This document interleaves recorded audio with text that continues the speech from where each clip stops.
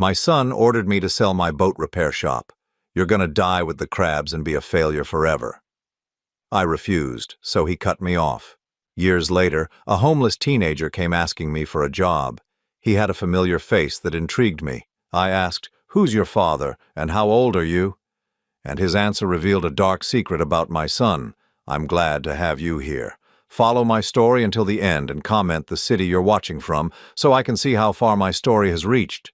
I never thought my own son would look at me with such disgust. But there Philip stood, in his expensive suit and polished shoes, surveying my boat repair shop like it was some kind of disease he might catch. "Dad, this has to stop."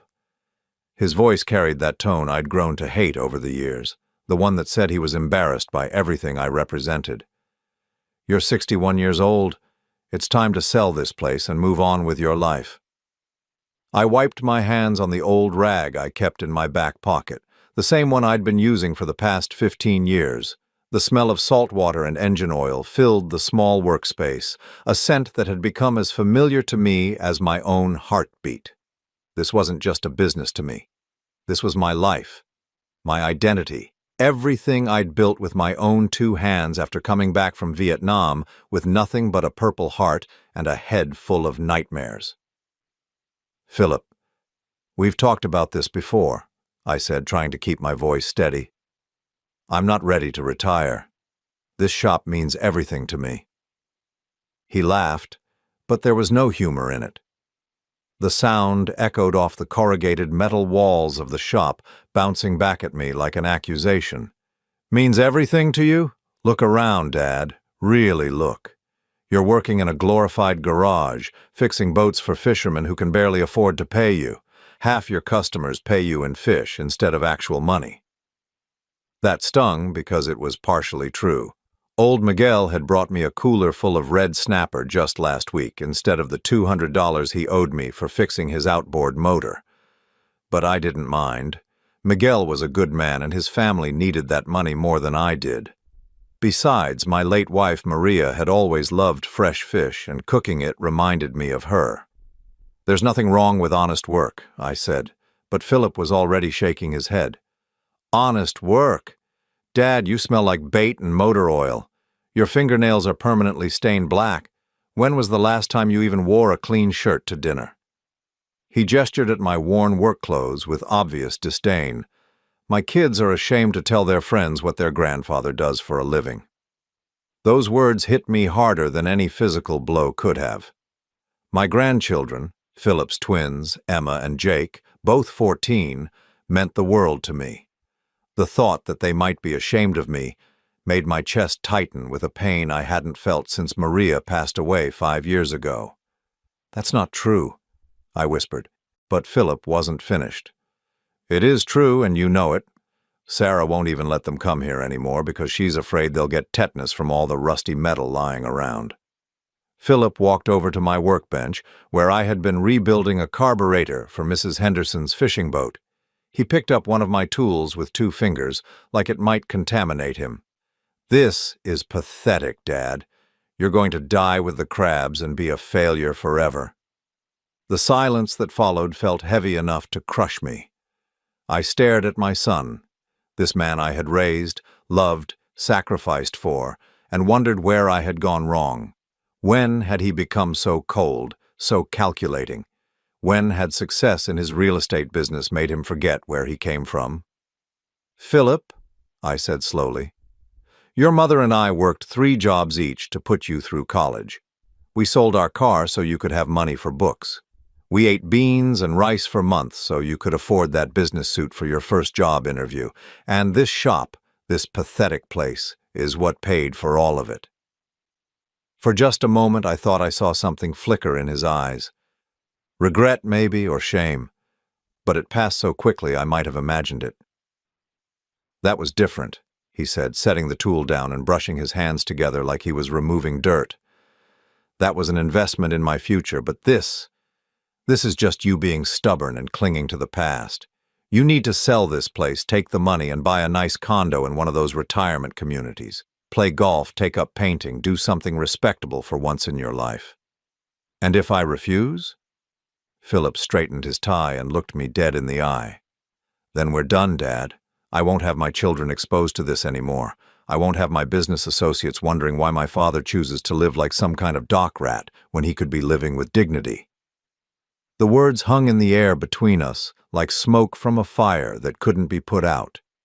I felt something crack inside my chest, something that might have been my heart or might have been the last connection between me and the son I thought I knew.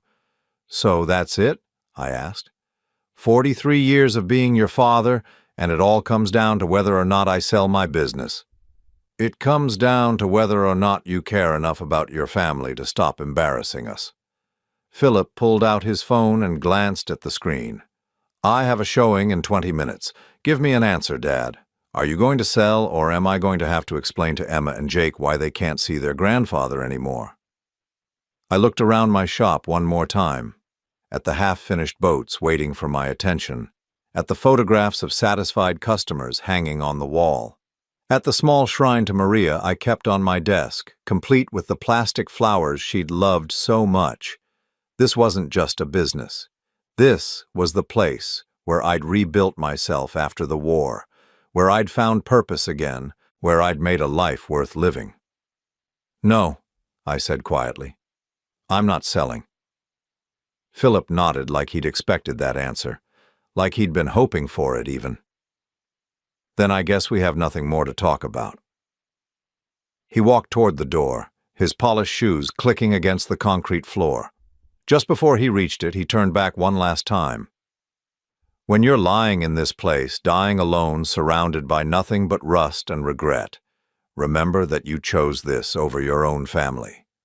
The door slammed shut behind him, and I was alone with the sound of my own breathing and the distant cry of seagulls outside. I sank into the old chair behind my desk, the one with the broken spring that Maria had always nagged me to replace, and tried to understand what had just happened. My son had just cut me out of his life, and by extension cut me off from my grandchildren, because I wouldn't abandon the one thing that still gave my life meaning. The cruelest part was that I could see his point in a way. The shop wasn't much to look at. I wasn't getting any younger. Maybe it was time to hang up my tools and fade quietly into whatever passed for a golden years these days.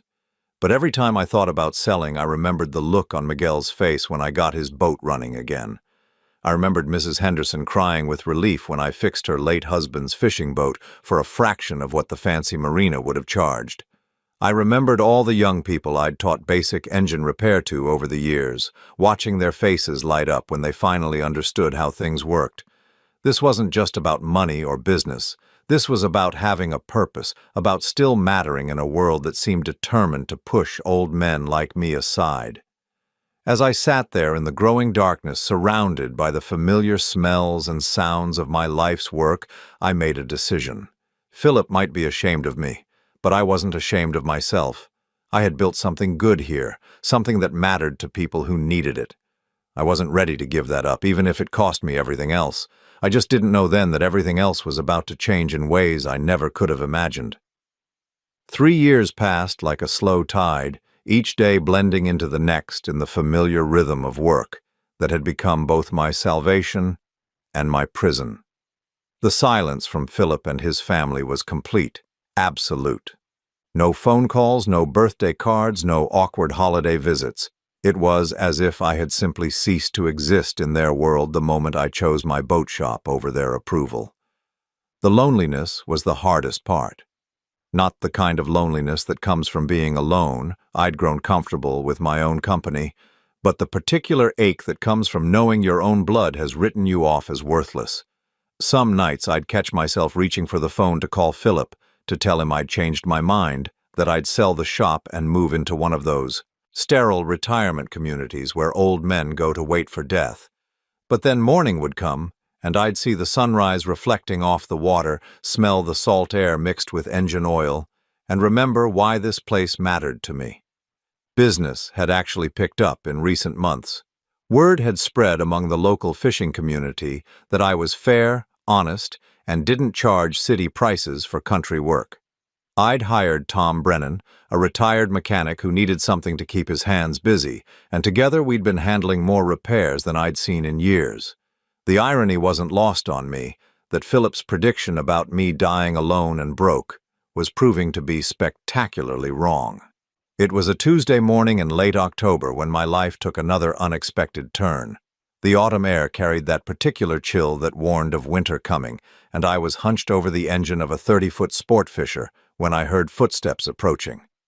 I assumed it was Tom coming back from his coffee break, but when I looked up, I saw a kid standing in the doorway of the shop.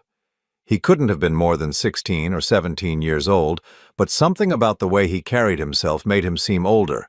His clothes were clean but worn thin, the kind of careful cleanliness that comes from having very little and taking care of what you have. His dark hair was longer than was fashionable, and his brown eyes held a wariness that reminded me of stray dogs who'd learned not to trust easily. "Excuse me, sir," he said, his voice carrying a slight tremor that he was trying hard to hide.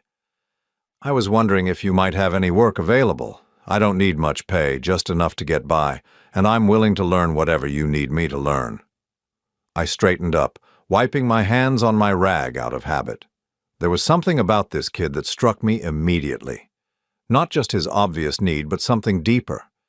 The way he stood straight despite his circumstances, the way he looked me directly in the eye when he spoke, the careful politeness that suggested someone had raised him right before life knocked him down. "What's your name, son?" I asked. "Jake, sir. Jake Morrison." "Well, Jake Morrison, I appreciate you asking, but I've got to be honest with you. This isn't exactly a high-paying operation here. I can barely afford to keep Tom on part-time as it is." Jake's shoulders sagged slightly, but he didn't look away. "I understand, sir. I just thought I'd ask. I've been looking for work for a while now, and someone at the diner said you were a fair man who might give someone a chance." Something in his tone made me study him more carefully. "Where are you staying, Jake?" He hesitated, and I saw a flush of embarrassment color his cheeks. "I've got a place," he said carefully, which I recognized as the kind of non-answer someone gives when they don't want to admit they're sleeping rough. "Have you eaten today?" Another hesitation. "I'm fine, sir. I'm not asking for charity. I just want to work." That pride, that determination not to be pitied, it reminded me of myself at his age, fresh back from Vietnam with nothing but stubborn refusal to give up. Something about Jake pulled at memories I thought I'd buried, of being young and desperate and too proud to admit just how desperate I really was. "Tell you what," I said, making a decision that felt both impulsive and inevitable. "I could use someone to help organize parts, clean up around here, maybe learn some basic maintenance. It's not glamorous work, and I can't pay much. Maybe $60 a day to start, but it's honest work, if you're interested." Jake's face lit up, like I'd just offered him a fortune instead of what amounted to barely minimum wage. "Yes, sir, absolutely. When can I start?" "Right now, if you want, but first, when was the last time you had a real meal?" "Sir, I told you, I'm not asking for—" "I know what you told me. I'm asking when you last ate." Jake looked down at his worn sneakers. "Yesterday morning, but I'm okay. I can work just fine." I shook my head and walked over to the small refrigerator I kept in the corner of the shop. Maria had always packed enough lunch for 3 people, a habit I'd maintained even after she was gone. I pulled out 2 sandwiches and handed one to Jake. "Rule number 1 around here," I said. "Nobody works hungry. Eat that, then we'll get you started." Jake took the sandwich with hands that trembled slightly, whether from hunger or emotion I couldn't tell. He unwrapped it carefully like he was handling something precious and took a bite. I watched his face relax as he chewed, saw some of the tension leave his shoulders. "This is really good," he said. "Thank you." My late wife's recipe. She always said the secret to a good sandwich was to make it with love, even if you're just making it for yourself. As Jake ate, I found myself studying his profile. There was something familiar about him that I couldn't quite place. Something about the shape of his jaw or the way he held his head when he was concentrating. It was probably nothing, just the kind of déjà vu that happens when you reach my age and start seeing ghosts of the past in every young face you encounter. "So, Jake," I said, settling into my desk chair, "tell me a bit about yourself. Where are you from?" "Originally from up north near Jacksonville. Been down here about 6 months." "Family?" Jake's expression tightened. My mom passed away last year. Cancer. After that, things got complicated. I decided it was time to make my own way. The careful way he said complicated told me there was more to the story, but I didn't press. Everyone deserves their privacy, especially kids who've been knocked around by life. I'm sorry about your mother, I said. That's hard at any age, but especially when you're young. Jake nodded, taking another bite of his sandwich. She was a good woman, worked 2 jobs to keep us afloat after my father, after he wasn't around anymore. She always said I had good hands, that I could fix anything if I put my mind to it. Well, we'll find out if she was right. You ever work on engines before? Some. Nothing as complicated as boat engines, but I helped a neighbor with his car a few times. I like figuring out how things work, how they fit together. As the morning progressed, I showed Jake around the shop, explaining the basics of boat maintenance and repair. He listened with an intensity that reminded me of myself as a young apprentice, asking intelligent questions and remembering everything I told him. When I handed him a wrench and asked him to help me remove a stubborn bolt, his movements were confident and sure. You weren't kidding about having good hands, I said as he managed to loosen a bolt that had been giving me trouble for 20 minutes. Jake smiled, and for a moment the wariness left his eyes completely. Mom always said I got that from my father's side. She said he was good with his hands, too, could build or fix anything.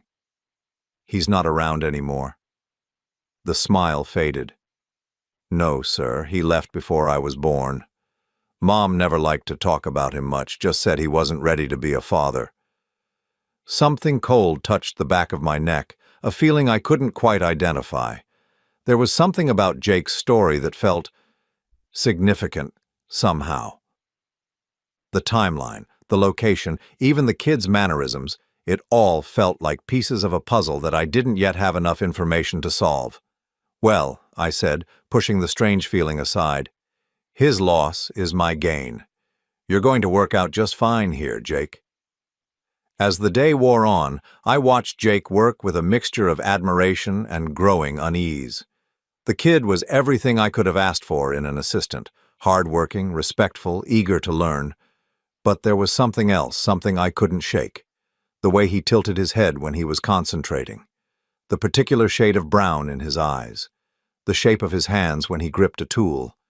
Small details that individually meant nothing, but together were starting to form a picture that made my chest tight with possibilities I didn't want to consider. By closing time, Jake had proven himself more valuable than any assistant I'd ever had.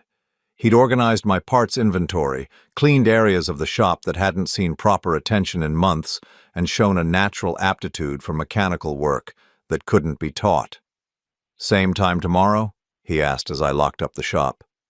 Same time tomorrow, I confirmed. And Jake? There's a small apartment above Rosie's diner that she rents out pretty cheap. Clean, safe. If you're interested, I could put in a good word. Jake's eyes brightened. That would be really helpful, sir. Thank you. As I watched him walk away into the gathering dusk, that strange feeling returned stronger than before. There was more to Jake Morrison than met the eye, and something deep in my gut told me that discovering what that was might change everything. I just didn't know yet how right I was, or how much I wasn't prepared for the truth when it finally revealed itself. Jake had been working for me for almost 3 weeks when I finally worked up the courage to ask the question that had been eating at me since the day he walked into my shop. There was something about him that I couldn't shake, something that kept me awake at night staring at the ceiling and trying to piece together fragments of memory that didn't quite want to fit together. It was a Friday afternoon, and we were working side by side on the engine of Captain Rodriguez's fishing boat. Jake had proven himself to be not just a willing worker, but genuinely gifted with mechanical problems. He could diagnose engine troubles with an instinct that usually took years to develop, and his hands seemed to know exactly how much pressure to apply to stubborn bolts without stripping the threads. "Jake," I said, trying to keep my voice casual as I handed him a socket wrench, "you mentioned your father left before you were born. Did your mother ever tell you anything about him? His name, maybe, or what he did for work?" Jake paused in his work, his hand tightening around the wrench.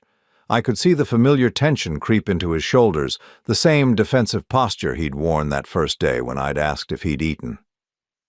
"Not much," he said carefully. Mom always said it was complicated. That he was married to someone else when they met, and when she told him she was pregnant, he made it clear he didn't want anything to do with us. The socket wrench slipped from my fingers and clattered to the concrete floor. The sound seemed to echo in the sudden silence between us, and Jake looked up at me with concern. "You okay, Mr. Howard?" I bent to pick up the wrench, using the moment to try to steady myself. The timeline was becoming clearer, and it was making me sick to my stomach. "How old are you, Jake? Exactly, I mean." "I'll be 17 in January 15th. He was watching me carefully now, probably wondering why I suddenly seemed so interested in his personal details. January 15th. I felt the blood drain from my face. That date was burned into my memory for reasons I'd tried for years to forget. It was exactly 9 months after Philip's business trip to Jacksonville, the one he'd taken alone, claiming he needed to scout out potential property investments. The trip that had lasted 2 weeks instead of the planned 5 days. The trip that had marked the beginning of a period when Philip had seemed distracted, guilty about something he wouldn't discuss. "Your mother," I said, my voice coming out rougher than I'd intended. "What was her name?" Jake's expression grew more guarded. Sarah Morrison. Why are you asking all these questions?" Sarah. The name hit me like a physical blow. Philip had mentioned a Sarah once, years ago, during one of his rare moments of what I'd thought was harmless flirtation. He'd been describing a waitress at some restaurant in Jacksonville, talking about how young and pretty she was, how she'd laughed at his jokes. At the time, I'd thought it was just typical male bragging, the kind of thing married men sometimes did to convince themselves they were still attractive to women. But now, looking at Jake, really looking at him, I could see it. The shape of his nose was exactly like Philip's. The way he held his mouth when he was concentrating, even the particular shade of brown in his eyes which I'd inherited from my own father and passed on to Philip. "Mr. Howard?" Jake's voice seemed to come from very far away. "You're scaring me a little here. Did you know my mother or something?" I sat down heavily on an overturned crate, feeling suddenly older than my 64 years. The pieces were falling into place with horrible clarity, and each one made the picture more devastating. Jake wasn't just some random kid who'd wandered into my life looking for work. He was family. He was Philip's son, my grandson, abandoned and left to fend for himself while Philip lived his perfect suburban life with his legitimate children. "Jake," I said slowly, "did your mother ever mention the name Philip? Philip Brennan?" The effect of that name on Jake was immediate and dramatic. His face went white, and he took a step backward, nearly knocking over a can of motor oil. "How do you know that name?" he whispered. "Philip Brennan is my son." The socket wrench fell from Jake's hand this time, hitting the floor with a metallic clang that seemed to punctuate the moment like an exclamation point. Jake stared at me with an expression of such shock and confusion that I wanted to reach out and steady him. "That's impossible," he said. "You're lying." "I wish I was." I stood up slowly, my knees protesting the movement. "Jake, I think you might be my grandson." "No." Jake shook his head violently. "No, that can't be right. You're a good man. You gave me a job. You helped me when I had nothing. Philip Brennan is... he's..." Jake's voice cracked, and I saw tears forming in his eyes. "He's what, Jake?" "He's the man who destroyed my mother's life." The words came out in a rush, like they'd been trapped inside him for years. She loved him. She really loved him, and when she told him she was pregnant, he gave her $500 and told her to take care of it. When she said she wanted to keep the baby, he told her she was on her own. He made her sign some kind of paper promising never to contact him again. The room felt like it was spinning around me. $500. The casual cruelty of it made me want to vomit. My son, the boy I'd raised to believe in honor and responsibility, had paid a pregnant woman $500 to disappear from his life. "Jake, I'm so sorry, I had no idea. She worked 2 jobs her whole life. Because of him." Jake continued, his voice rising with each word. She cleaned offices at night and waited tables during the day, and she never complained, not once. But I could see how tired she was, how hard it was for her to make ends meet, and when she got sick, when the cancer came, she couldn't afford proper treatment because she didn't have insurance. I felt tears burning my own eyes. She died because of him. She died because he was too much of a coward to take responsibility for what he'd done. Jake wiped his face with the back of his hand, leaving a streak of grease across his cheek. And now you're telling me that you're his father? That makes you your grandfather. The words felt heavy in my mouth, weighted with 17 years of missed birthdays, missed Christmas mornings, missed opportunities to be part of this remarkable young man's life. Jake laughed, but there was no humor in it. This is insane. This whole situation is completely insane. Jake, please, just listen to me for a minute. Listen to what? How you're going to try to make excuses for him? How you're going to tell me he's changed, Rhea, that he's a different person now? No, I said firmly. I'm not going to make excuses for him. What he did to you and your mother was unforgivable. I'm ashamed that I raised a son capable of such cruelty. Jake stared at me for a long moment, his chest rising and falling with rapid, shallow breaths. I could see him processing this information, trying to reconcile the grandfather he'd just discovered with the father who had abandoned him. Does he know? Jake asked finally. Does he know I exist? I thought about Philip's business trip to Jacksonville, about the guilt and distraction that had followed, about the way he'd sometimes gotten quiet when the subject of family responsibility came up. I think he does. I think he's always known. And he just let me be homeless? Let me struggle and scrape for every meal while he lived in his big house with his real family? The pain in Jake's voice was unbearable. I wanted to gather him in my arms, to try to make up for 17 years of absence, but I could see that he needed space to process this revelation. Jake, I know this is a lot to take in. I know you probably hate me right now, and I understand if you do, but please don't leave. Let me try to make this right somehow. Jake shook his head slowly. I don't hate you, Mr. Howard. You didn't know. But I can't. I need some time to think about this. He started walking toward the door, then stopped and turned back. Does he have other children? My father? 2. Twins. A boy and a girl, both 14. So I have siblings. Jake's voice was barely above a whisper. Half-siblings who probably don't even know I exist. Jake, I need to go. He was already moving toward the door again.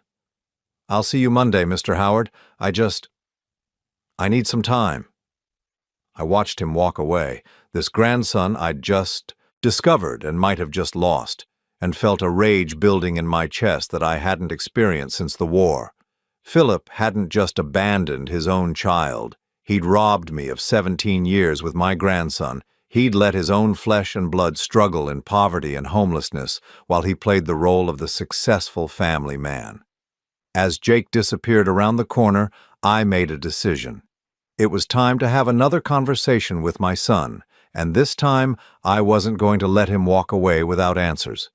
The truth was finally coming to light, and it was uglier than anything I could have imagined, but there was more to uncover. More layers to this betrayal that I was only beginning to understand.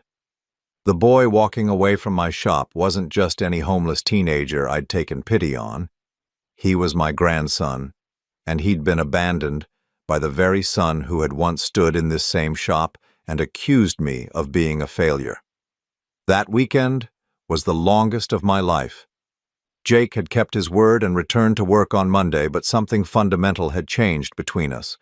Where there had been easy conversation and natural rapport, now there was a careful politeness that broke my heart. He called me Mr. Howard again instead of the casual Howard he'd started using, and he avoided eye contact whenever possible.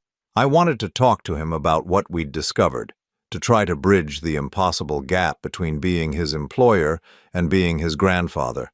But every time I started to broach the subject, I could see him tense up. So I waited, gave him space, and tried to figure out how to handle the bomb that had exploded in both our lives. but I couldn't stop thinking about what Jake had told me. The image of Sarah Morrison, young, pregnant, and abandoned, haunted me. The idea that my son had paid her $500 to disappear from his life made me physically sick, and the knowledge that my grandson had grown up in poverty while Philip lived in luxury made me angrier than I'd been since Vietnam. I needed to know more. I needed to understand the full scope of what Philip had done, both to prepare myself for the conversation I was going to have with him and to figure out how to help Jake process this devastating revelation about his family. So, on Wednesday evening, after Jake had gone home to the small apartment above Rosie's diner that I'd helped him get, I drove to the Jacksonville Public Library. I wasn't much good with computers, but the librarian, a patient woman named Mrs. Chen, helped me figure out how to search through old newspaper archives and public records. What I found made my blood run cold. Sarah Morrison had been 22 when Jake was born, just a kid herself trying to make her way in the world. According to the records, she'd worked at Mulligan's Irish Pub as a waitress, the same restaurant where Philip had taken several of his business associates during his property scouting trip to Jacksonville 17 years ago. I remembered him mentioning the place, talking about how the service was exceptional. Now I understood why he'd thought the service was so exceptional. I found Sarah's address from that time period. A small apartment in a rundown part of town, the kind of place where young people lived when they were just starting out and didn't have much money. The kind of place my son could have easily swept a young waitress off her feet with talk of real estate deals and big money. But the most damning piece of evidence I found was in the legal records. A non-disclosure agreement filed with the county clerk's office, dated 3 months after Jake's birth. The document was brief and clinical, but its meaning was crystal clear. Sarah Morrison agreed never to contact Philip Brennan or his family, never to reveal his identity as the father of her child, and never to seek financial support beyond the one-time payment of $5,000. $5,000, not the $500 Jake had mentioned, $5,000. Philip had paid his pregnant girlfriend $5,000 to disappear from his life and keep quiet about his son's existence. I sat in that library for 2 hours staring at the document on the computer screen, trying to process the magnitude of my son's betrayal. This wasn't a moment of weakness or a mistake he'd tried to make right. This was calculated, deliberate abandonment. He'd covered his tracks, made sure there would be no legal consequences, and then gone home to his pregnant wife, and pretended nothing had happened. Because that was the other piece of information I'd uncovered. Sarah had given birth to Jake in January, and Philip's wife had given birth to the twins in March. Philip had been cheating on his pregnant wife with a young waitress, gotten them both pregnant at almost the same time, and then chosen to acknowledge only the children who wouldn't complicate his carefully constructed life. The drive home from Jacksonville took 2 hours, but it felt like days. I kept thinking about Jake, about all the times he must have wondered about his father, all the birthdays and holidays when he'd watched other kids with their dads and wondered why his own father had chosen not to be part of his life. I thought about Sarah, working 2 jobs to support the son that Philip had discarded like an unwanted obligation, and I thought about my own grandchildren, Emma and Jake's half-siblings, who had grown up with every advantage while their brother scrounged for survival on the streets. When I got home, I found Jake sitting on the small dock behind my house, staring out at the water. He looked up when he heard my footsteps on the wooden planks, and I could see he'd been crying. "I've been thinking," he said without preamble, "about what you told me, about him being my father." I sat down beside him, leaving enough space so he wouldn't feel crowded. "What have you been thinking?" I used to imagine what he was like, when I was little, before Mom got sick and everything went to hell. I used to make up stories about why he wasn't around. Maybe he was in the military and couldn't come home. Maybe he was a doctor saving lives somewhere important. Maybe he just didn't know I existed. Jake picked up a small stone and skipped it across the water. It bounced 4 times before disappearing beneath the surface. But as I got older, especially after Mom died, I started to realize the truth. He knew about me, and he just didn't care. I was an inconvenience, a complication he didn't want to deal with. Jake, and now I find out that not only is he a selfish bastard, but he's your son, who cut you off because you wouldn't sell your business, your son who was too embarrassed by your honest work to let his kids visit their grandfather. Jake turned to look at me, and I saw a maturity in his eyes that no 17-year-old should have to possess. He destroyed both our lives, didn't he? In different ways, for different reasons, but he destroyed both our lives. I wanted to argue, to find some way to defend Philip, or at least minimize his cruelty, but I couldn't. Jake was right. Philip had abandoned his own son and cut off his own father, all in service of maintaining an image that apparently mattered more to him than family. I went to Jacksonville today, I said quietly. I did some research. Jake tensed. What kind of research? I told him about the non-disclosure agreement, about the $5,000, about the timeline that showed Philip had been juggling 2 pregnant women at the same time. With each detail, I watched Jake's expression grow harder, more closed off. $5,000, he repeated when I finished. He paid my mother $5,000 to pretend I didn't exist. Jake, I'm sorry. I know this isn't what you wanted to hear. Actually, it is. Jake's voice was surprisingly steady. It's exactly what I wanted to hear. Because now I know for sure that he's not worth wondering about anymore. He's not some tragic figure who was forced to make a difficult choice. He's just a selfish coward who values his reputation more than his own children. We sat in silence for a while, watching the sun set over the water. Finally, Jake spoke again. What are you going to do? Are you going to tell him you know? I'd been wrestling with that question ever since I'd seen the non-disclosure agreement. Part of me wanted to drive straight to Philip's house and confront him with everything I'd learned. But another part of me knew that any conversation with Philip needed to be carefully planned if it was going to accomplish anything useful. I'm going to talk to him, I said. But not yet. First, I want to make sure you're okay with whatever happens next. This affects you more than anyone. Jake was quiet for a long moment. What do you mean? I mean that Philip has other children. You're half-siblings. They're 14 now, old enough to understand what's happening. If this comes out, if Philip is forced to acknowledge you, it's going to turn their world upside down too. You think I should protect them, protect his perfect little family? I think you should decide what you want. Do you want a relationship with your father? Do you want to meet your siblings? Do you want him to face consequences for what he did to you and your mother?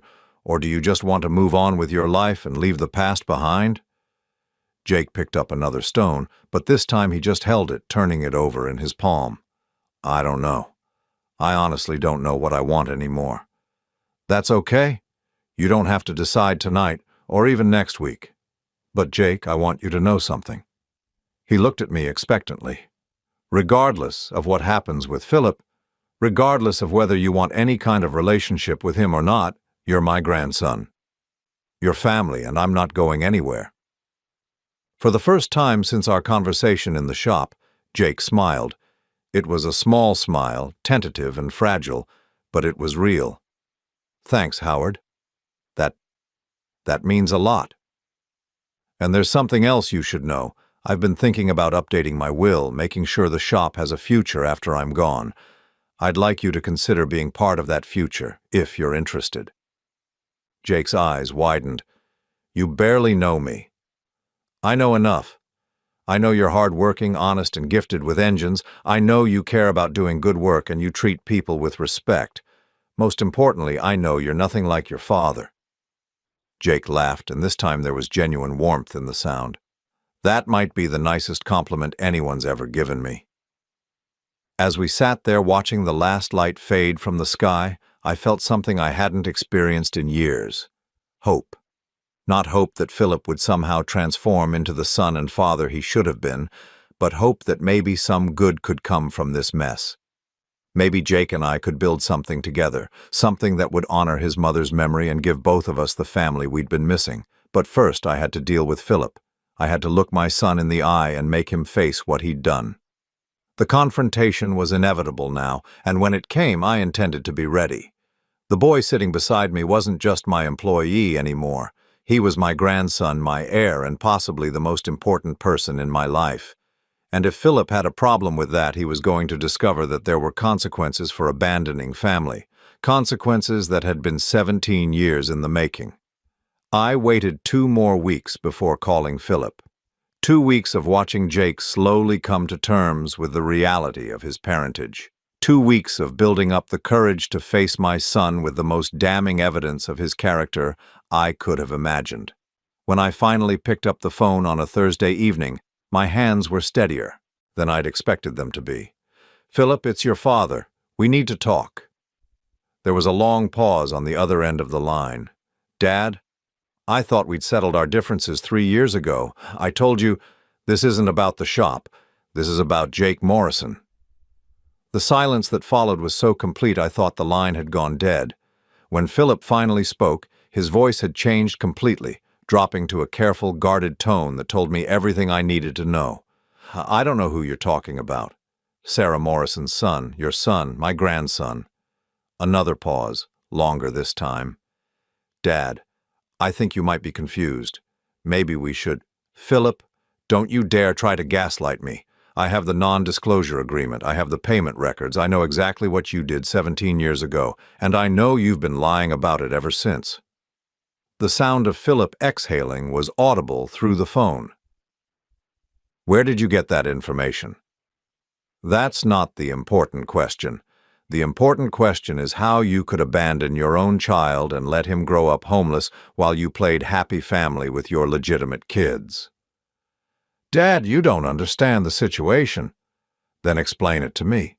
Come to the shop tomorrow evening, 7 o'clock. And Philip, don't even think about not showing up, because if you don't, I'll be driving to your house to have this conversation in front of Sarah and the twins." I hung up before he could respond, my heart pounding with a mixture of anger and anticipation. After 3 years of silence, after 3 years of being cut out of his life, because I wouldn't abandon my principles, Philip was finally going to have to face the consequences of his choices. The next day dragged by with agonizing slowness. Jake seemed to sense my tension, asking twice if everything was okay, but I couldn't bring myself to tell him about the planned confrontation. This was something I needed to handle alone first, to gauge Philip's reaction and figure out the best way to move forward. At exactly 7 o'clock, I heard the familiar sound of Philip's BMW pulling into the gravel parking lot outside the shop. I watched through the window as he sat in his car for nearly 5 minutes, probably trying to decide whether to drive away or come inside and face the music. Eventually, he got out and walked slowly toward the shop, his shoulders set in the defensive posture I remembered from his teenage years when he'd been caught doing something he shouldn't have. "Dad." He nodded as he stepped inside, his eyes automatically scanning the shop like he was looking for hidden threats. "Philip." I didn't get up from my chair behind the desk. "Thank you for coming. Let's just get this over with. What exactly do you think you know?" I pulled out a manila folder I'd prepared, containing copies of all the documents I'd found during my research. "I know that 17 years ago you had an affair with a 22-year-old waitress named Sarah Morrison while your wife was pregnant with the twins. I know that Sarah got pregnant and gave birth to a son on January 15th, and I know that you paid her $5,000 to sign a non-disclosure agreement and disappear from your life." Philip's face had gone pale, but his expression remained defiant. "Even if that's true, what business is it of yours?" "That boy, your son, has been working for me for over a month. He's been homeless, Philip. His mother died of cancer last year because she couldn't afford proper medical treatment, and he's been living on the streets ever since. That's not my problem." The casual cruelty of that statement hit me like a physical blow. "Not your problem, he's your child." "He's the result of a mistake I made as a young man. I dealt with it appropriately at the time." "Appropriately?" I stood up, my chair scraping against the concrete floor. "You call abandoning your pregnant girlfriend and forcing her to raise your child alone dealing with it appropriately?" Philip straightened his tie, a nervous habit he'd had since childhood. "I was 26 years old, Dad. I had a pregnant wife, a new business, a whole life ahead of me. I couldn't let one mistake destroy everything I'd worked for. So you destroyed their lives instead. I gave her $5,000. That was more than generous under the circumstances." $5,000 to raise a child for 18 years? To cover medical bills, school expenses, food, clothing, everything a growing boy needs? You think $5,000 was generous? Philip's jaw tightened. She had options. She chose to keep the baby against my advice. That was her decision to make, and she had to live with the consequences. I stared at my son, this man I'd raised to believe in honor and responsibility, and felt like I was looking at a stranger. Against your advice? You mean you told her to get an abortion? I told her to be practical. We both knew I wasn't going to leave my wife and legitimate children for some waitress I'd known for 2 months. Jesus Christ, Philip, do you hear yourself? Do you understand what you're saying? I'm saying I made a rational decision based on the circumstances. Sarah knew I was married when we started seeing each other. She knew the situation wasn't going to end with us riding off into the sunset together. I walked over to where Philip was standing, close enough to see the sweat beading on his forehead despite his attempts to appear calm. And what about after your son was born? What about when Sarah was struggling to make ends meet? What about when she got sick and couldn't work? Did you ever once think about checking on them, about making sure your child was okay? Philip's mask slipped for just a moment, and I saw something flicker in his eyes. Guilt, maybe, or shame, but it was gone so quickly I might have imagined it. I kept track of them for a few years, made sure they were surviving. You kept track of them? My voice rose despite my efforts to stay calm. You mean you knew when your son was struggling, when his mother was dying, when he ended up homeless, and you did nothing? What was I supposed to do? Show up and disrupt everyone's lives? Destroy my marriage and confuse my legitimate children?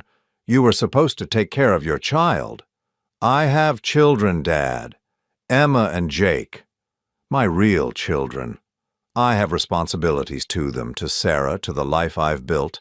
I couldn't let some teenage mistake from 20 years ago destroy all of that. The way he said real children made my blood boil. Jake is your real child, too. He's your flesh and blood, your firstborn son, and you threw him away like garbage. I made a difficult choice in an impossible situation. No, Philip. You made a selfish choice in a situation you created, and now that boy, your son, my grandson, is working in this shop trying to rebuild his life from nothing while you live in your big house with your perfect family.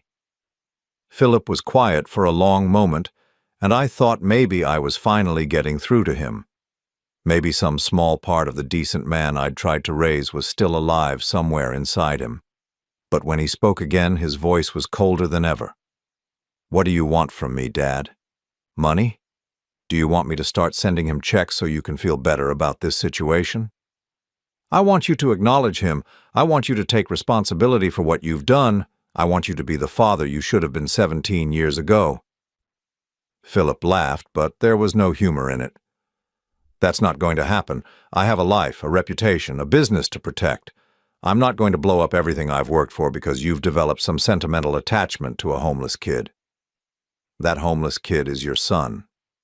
That homeless kid is a reminder of the biggest mistake I ever made, and I dealt with that mistake a long time ago. The words hung in the air between us like poison gas. I looked at my son, this man who had once been a little boy who cried when he accidentally stepped on an ant, who had begged me to save every injured bird we found in our backyard, and realized that I didn't know him at all. Maybe I never had. Get out, I said quietly. Dad, get out of my shop, get out of my life, and don't you ever come back. Philip straightened his tie again, smoothing down his expensive suit. You're making a mistake, Dad. You're throwing away your relationship with your real family for some stranger who means nothing to you. Jake means everything to me, more than you ever will again.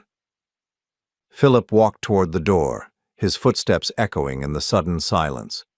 Just before he reached it, he turned back one final time. When this all falls apart, when your little charity case disappoints you or moves on to something better, don't come crawling back to me looking for forgiveness. I won't be there. Good, I said, because I'll never forgive you for this. The door slammed shut behind him, and I was alone with the weight of what I'd just learned. Philip hadn't just abandoned his son out of fear or immaturity. He had done it deliberately, calculating the cost to his reputation and deciding that his own comfort was worth more than his child's welfare. But as devastating as the confrontation had been, it had also clarified something important for me. I knew now exactly where I stood, and exactly what I needed to do next. Jake deserved to know the truth about his father, all of it, and then we could decide together how to move forward, how to build a family that was based on love and respect rather than shame and abandonment. The boy Philip had discarded was about to inherit everything Philip had once demanded I give up, and somehow that felt exactly like justice. The morning after my confrontation with Philip, I found Jake already at work when I arrived at the shop. He was bent over the engine of a small sailboat, his movements precise and confident as he adjusted the timing belt. Watching him work, seeing the careful attention he paid to every detail, I felt a surge of pride that had nothing to do with blood relations and everything to do with the character of the young man he'd become despite the circumstances of his upbringing. "You're here early," I said, hanging my keys on the hook by the door. "Couldn't sleep much last night." Jake looked up from his work and I could see dark circles under his eyes. "I kept thinking about everything we talked about him. Did you call him?" I had planned to ease into the subject to find the right moment to tell Jake about the confrontation, but looking at his expectant face, I realized there was no gentle way to share what I'd learned. "I did more than call him. He was here last night." Jake straightened up completely, setting down his wrench. "He came here? To the shop? We had a conversation about you, about what he did to you and your mother." I walked over to my desk and sat down, suddenly feeling every one of my 64 years. "Jake, I need to tell you something, and it's going to be hard to hear." Over the next 20 minutes, I told Jake everything. About Philip's complete lack of remorse, about his dismissal of Jake as a mistake, about his admission that he'd kept track of them over the years but chosen to do nothing even when he knew they were struggling. I watched Jake's expression grow harder with each revelation, saw his jaw clench when I repeated Philip's words about his real children. When I finished, Jake was quiet for a long time. He walked over to the small window that looked out over the marina, his hands shoved deep in his pockets. "So he knew," Jake said finally. "All these years, when I was wondering why my father never came looking for me, when I was angry at my mother for not trying harder to find him, he knew exactly where we were, and just didn't care." "I'm sorry, Jake.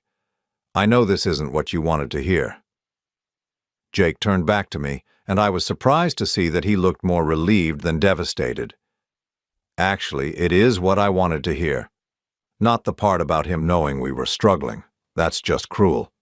But the part about him not wanting anything to do with me now, because it means I don't have to wonder anymore what it would be like to have a relationship with him." "You don't?" "Howard, the man you described to me isn't someone I'd want as a father even if he begged me to be part of his life.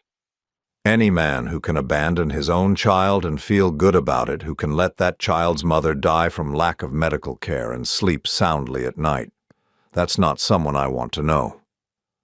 Jake walked back over to where I was sitting, his expression more serious than I'd ever seen it. "But there's something I do want to know. You said he cut you off because you wouldn't sell this place, because he was embarrassed by what you do for a living. Is that true?" "It's true.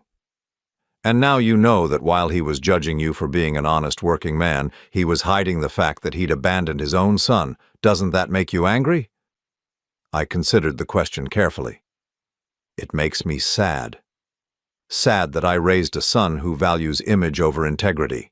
Sad that I failed him somehow in teaching him what really matters in life. But angry? No, not anymore." "Why not?" "Because if he hadn't cut me off, if he hadn't demanded that I sell this shop, you never would have found your way here. And meeting you, getting to know you, discovering that I have a grandson who embodies everything I tried to teach Philip about honor and hard work, that's worth more than any relationship with him could ever be." Jake smiled, the first genuine smile I'd seen from him since our conversation about his parentage. "So what happens now?" I reached into my desk drawer and pulled out a thick legal document that I'd had my lawyer prepare the week before. "Now we make this official. I'm updating my will, Jake. When I die, this shop, my house, everything I own, it's all going to you." Jake's eyes widened as he took the document from my hands. "Howard, you can't do this. You barely know me." I know everything I need to know. I know you show up early and work late without being asked. I know you treat our customers with respect, regardless of whether they pay in cash or fish. I know you have a natural talent for this work and a genuine love for it. Most importantly, I know you understand what this place really means. But what about your other grandchildren, Philip's kids? Don't they deserve something? I shook my head. They'll inherit whatever Philip leaves them, which I imagine will be considerable. But this shop, this legacy, it belongs to someone who understands its value, who won't tear it down to build condominiums or sell it to the highest bidder. It belongs to family, and you're my family. Jake was quiet for a moment, scanning through the legal document. This says I'd inherit everything immediately if something happened to you, but that I'm also named as your business partner starting immediately. What does that mean? It means we're officially partners now, 50-50. It means your name goes on the sign outside, and it means you have equal say in every decision we make about this place's future. Howard, I don't know what to say. Say you'll accept it. Say you'll help me build something here that will last long after both of us are gone.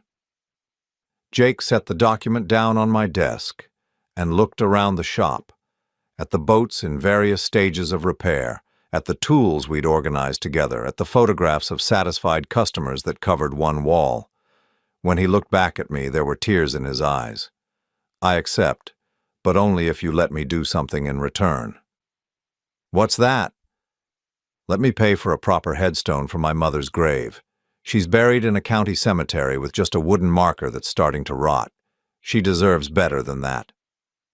We'll do it together, I said, and we'll make sure it says, beloved mother of Jake Morrison, cherished grandmother to his children, because she's going to be a grandmother someday, and those children are going to know exactly how strong and brave their grandmother was. 2 months later, Philip showed up at the shop unannounced. I was in the office working on invoices when I heard his BMW pull into the parking lot, and I felt my stomach tighten with apprehension. Through the window, I could see him sitting in his car, talking on his phone, probably working up the courage to come inside. Jake was under the hood of Captain Rodriguez's boat when Philip finally entered the shop. I watched my son's eyes scan the interior, taking in the improvements we'd made, the new paint, the organized tool walls, the professional-looking sign that read Morrison and Brennan Marine Repair. Dad, Philip said, his voice carefully neutral, I heard you'd taken on a partner.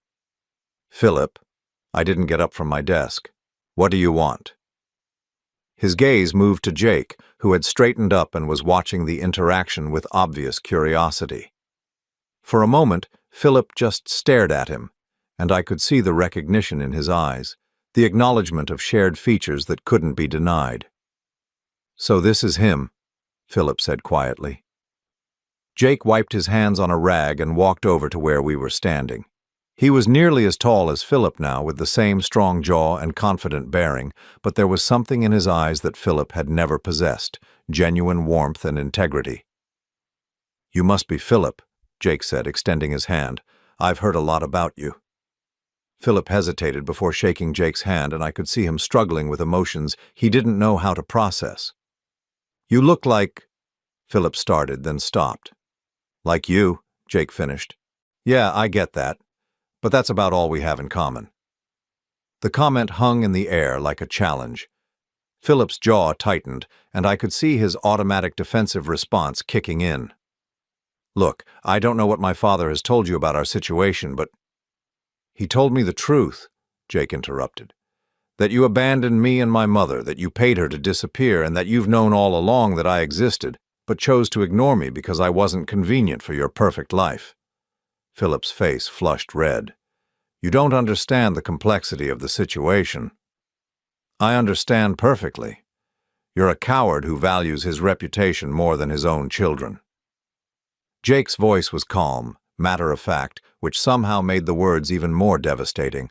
But that's okay, because I don't need you. I already have a father figure who actually cares about me. Philip looked at me, and for a moment I thought I saw something like regret in his eyes. Dad, surely you can see that this is a mistake. This boy, he's manipulating you, using your guilt to get access to what should be your legitimate grandchildren's inheritance. Jake laughed, but there was no malice in it. You know what's funny? You're so obsessed with money and inheritance that you can't imagine someone might actually care about something else. Your father and I aren't partners because of money. We're partners because we both understand what it means to work hard, to treat people with respect, to build something that matters. And you think fixing boats matters? I think honest work matters. I think treating people fairly matters. I think being there for your family matters. Jake stepped closer to Philip, and I could see the steel in his spine, the strength that poverty and abandonment had forged in him. All things you never learned. Philip turned back to me one last time. This isn't over, Dad. When you realize what a mistake you've made, when this boy breaks your heart the way I know he will, don't expect me to be there to pick up the pieces. The only one who broke my heart was you, I said quietly. And you did it long before I ever met Jake. After Philip left, Jake and I worked in comfortable silence for the rest of the afternoon, as the sun was setting over the marina, painting the sky in shades of orange and pink that reminded me of the sunsets Maria and I used to watch together. Jake spoke up. Do you think he'll ever understand what he threw away? I considered the question carefully. Maybe someday. When his perfect life isn't so perfect anymore, when his legitimate children grow up and see him for what he really is, maybe he'll realize that the son he abandoned turned out to be everything he should have been. Jake nodded thoughtfully. And what about Emma and Jake? His twins? Do you think they'll ever want to know me? I don't know. But if they do, if they ever come looking for their older brother, they'll find someone they can be proud of. Someone who took everything life threw at him and came out stronger. Someone who knows the value of family because he had to build his own. That night, as I locked up the shop and headed home to the small house where I'd lived alone for 5 years, I felt something I hadn't experienced since Maria died. Contentment. Not happiness exactly, but a deep sense that my life had meaning again, that the legacy I was building would outlast me. Jake Morrison, my grandson, my partner, my heir, had given me something more valuable than Philip ever could have. He'd given me hope that the values I believed in still mattered, that hard work and integrity could still triumph over selfishness and greed. And somewhere in Jacksonville there was a headstone with Sarah Morrison's name on it that would ensure her sacrifice was never forgotten, that her son would always remember where he came from and what she'd given up to raise him right. The boy Philip had discarded like trash had become the man who would carry on everything Philip had been too proud to value. And that, I thought as I watched the lights of the marina twinkle in the darkness, was exactly the kind of justice the world needed more of.